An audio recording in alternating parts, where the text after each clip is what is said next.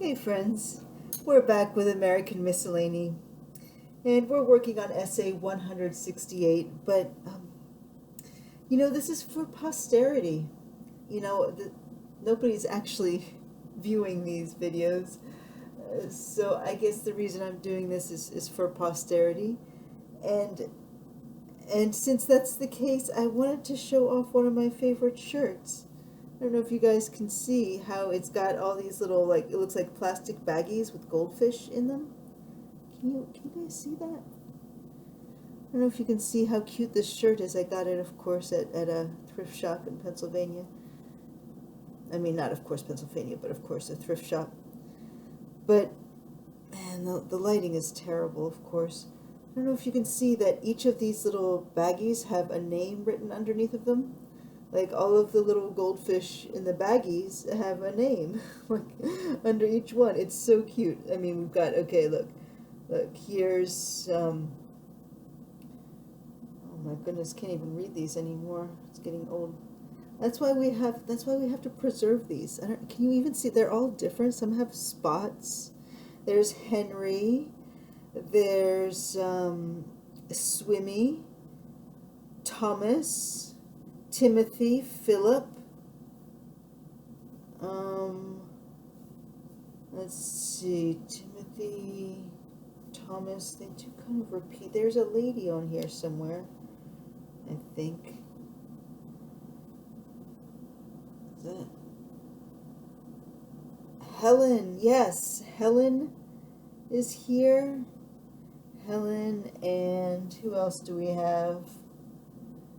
Helen and Swimmy, Philip. Who else do we have? Swimmy too. It's my favorite thing about this shirt. We've got Swimmy and Swimmy too. Best shirt ever. Actually, I secretly think it's pajamas for adolescents, but nevertheless, best thrift find ever. So cheap too. All right. So now that that is embedded in posterity forever, Swimmy too. Let's move on to American Miscellany. We are out in 1865 at this point, 161 years ago. This book was published in 1865. We have been reading through this compilation of essays, both scientific and historic, according to the author, to the publisher. Our last essay was on the Smithsonian Institute. That was essay number 167, I believe. And we are now on essay 168, Early Pleasures. All right, guys, it's got plenty of poetry in this essay, so let's learn together on page 442 of American Miscellany, essay 168, Early Pleasures. But why the morning of this busy scene more sweet than all succeeding life has been? From the mild influence of its real cause, no fancied bliss its brief existence draws. Those paths so fertile, where no trace of care, the present pleased, the morrow too was fair. Some secret movement cheered the troubled hour, and lovelier sunshine followed every shower. Early pleasures. Why, the very expression is beautiful, most beautiful, teeming with thoughts and recollections which are animated and delightful, and awakening spontaneously a train of association, the most vivid in their character, and the most inspiring in the effect produced. In such a world as ours, where, as we advance in life, we realize so many anxieties, have to pass through so many changes, and to encounter so many storms, where is the individual possessed of any sensibility, cherishing any appropriate thought and emotion, who does not recur with powerful and enkindling feeling to early pleasures, to that sunny and delightsome period when the mind was vivacity itself, when the spirits were nothing but buoyancy, when the whole nature was not only prepared for enjoyment, but was full of it. Every object was novel in its aspect. Every scene appeared to be clothed with radiance and beauty. The sky which arched over us was not only fair, but without a cloud, and loveliness of the purest order was visible in every direction. How much do we see in the kindness of God in attuning the mind to early pleasures, in communicating a disposition to receive gratification, and gratification of the highest kind, from 1,000 sources, which in succeeding life would perhaps not awaken the same enjoyment at all, at any rate not to the same extent. Thus it is that we see the goodness of our Heavenly Father, the endearing kindness of that providence which is ever ready to bless us and to render us truly happy. Thus it is that the ruggedness of the road in early life is diminished or slightly felt, and those elevations which we have to ascend are reached, and not only without difficulty, but with emotions of pleasure. If in early life everything wore an aspect of gloom, if at that interesting and important period depressing and painful emotions were awakened, and there was little or no capacity for enjoyment, how different would be our condition in the initiatory stages of existence. How dull, how somber, how clouded everything would appear. Well, I guess that's why for me everything appears dull, somber, and clouded. Okay. Thanks, 1865. Learning and learning every day. As we advanced in years, how dissimilar would be our feelings and the habits of our minds, indeed, our entire character, from those sentiments which we have been accustomed to cherish. Therefore, let us express lively gratitude to a kind and gracious God that he has rendered us peculiarly susceptible of early pleasures, which are pure, healthful, and most beneficial, and communicated to us so many during the spring and the May bloom of our existence. Our early pleasures, with those of thousands, have been derived from rural scenes, from rural sights and sounds, from a familiarity with the objects of creation, from rambles, quiet, long, and habitual rambles amid the beauty and luxuriance of nature. How have we traversed the fine meadows of our lovely country, especially during early spring? How have we admired their rich verdure, and trodden with exquisite and ever-fresh delight on their soft carpet in the leafy month of June? How have we plucked the meek-eyed daisy and the golden buttercup with which they have been enameled? With what eagerness have we gone out into the beautiful lanes and dells in April to gather the pale primrose and to hunt after the fragrant violet, and to bring home with delight a hand well filled to adorn our mantelpiece. In early May, how we have repaired to the well-known place for cowslips, and what a burst of joy has been induced when hundreds of thousands of them, fully blown, on some extensive field, were first descried. What a treasure was the first nosegay of cowslips! How have we plunged into the thick and umbrageous woods, or the more extended forest, fearless of danger, and finding something as we advanced step by step to awaken our astonishment and admiration. How have we ranged some beautifully ornamented park, and deeply felt the loveliness expanding around. How have we delighted ourselves in our garden, or in that of some dear friend, and rejoiced either in the promise of rich fruit, or in the ripe and luxuriant clusters which we have seen on every side. How difficult to repress our wonder and our joy. How have we ascended the lofty hill and surveyed the wide expanse of nature, stretching to an almost immeasurable distance, before and behind, also, indeed, all around, while beauty and grandeur, variety and harmony have been delightfully blended. How have we traced the meandering river's course, or walked half knee-high in the shallow stream, or hunted after the tiny fish which were swimming so happily in the little pellucid brook, while the sunbeams have been playing so brightly on it?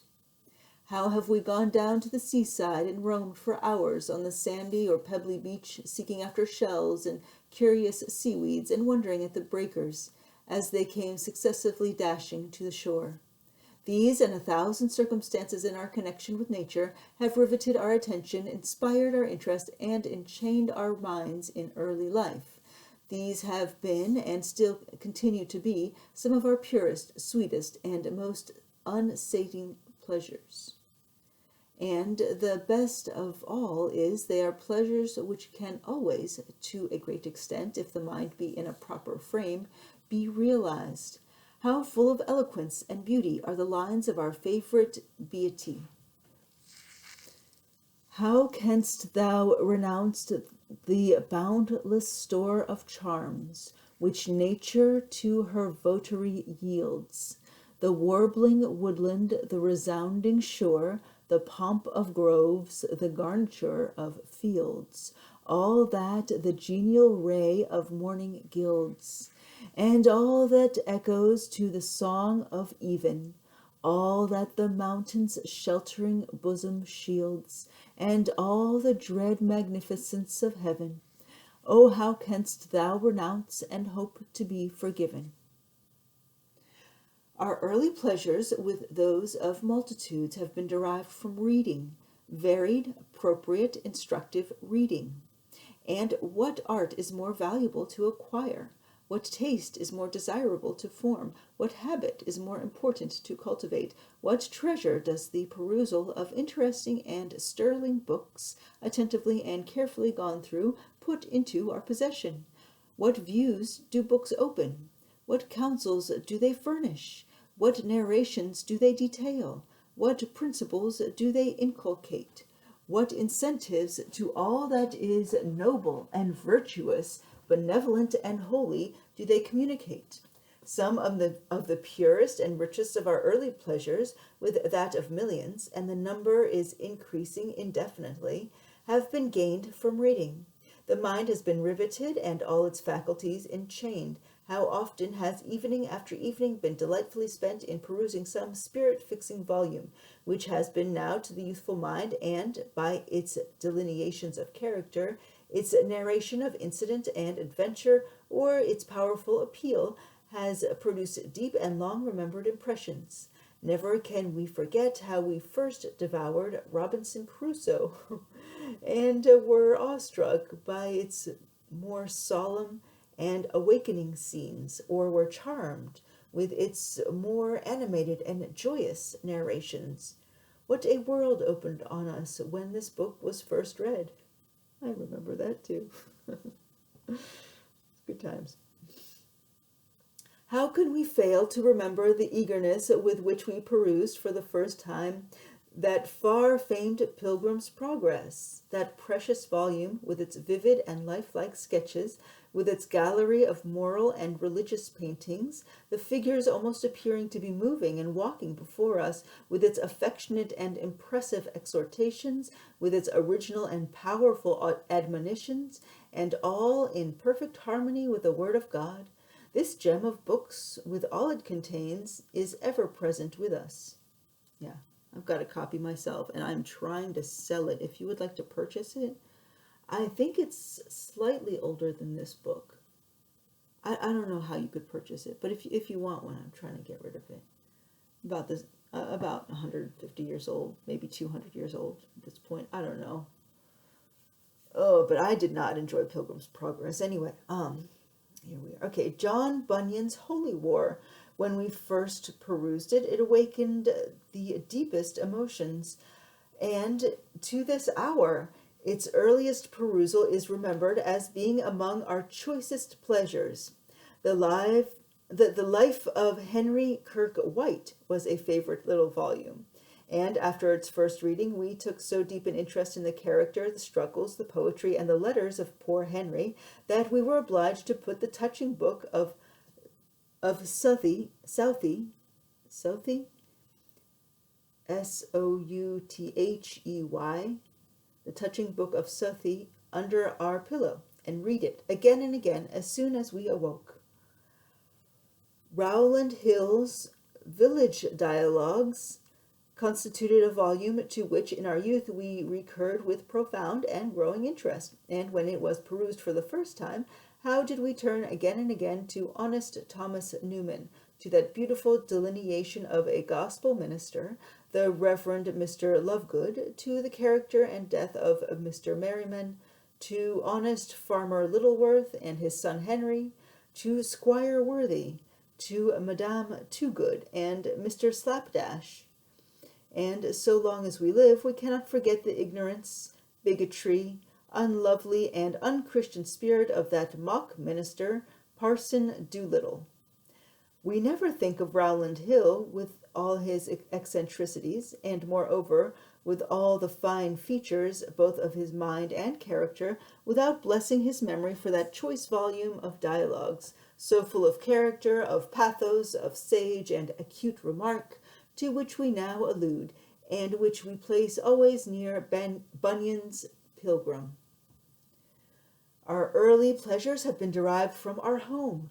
These enjoyments with millions of the most virtuous and estimable of the human family have ever been among their choicest.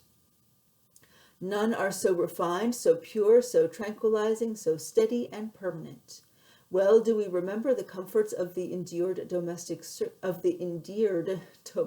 circle, all the members of the circle collected, not one absent, the tranquil fireside, the little snug parlor, where we have often read and enjoyed our favorite volumes, the delightful evenings in autumn, and especially in winter, when, the curtains being drawn, the tea having been removed, the fire brightly blazing, one would peruse aloud some interesting and captivating book, while the other members of the family would attentively listen as they perused their work, and the more juvenile ones would be all interest and pleasure. What cheerful and happy evenings have been thus spent! Evenings whose associations will always remain with us, and awaken emotions of pensiveness, yet of devout gratitude and joy. Another poem.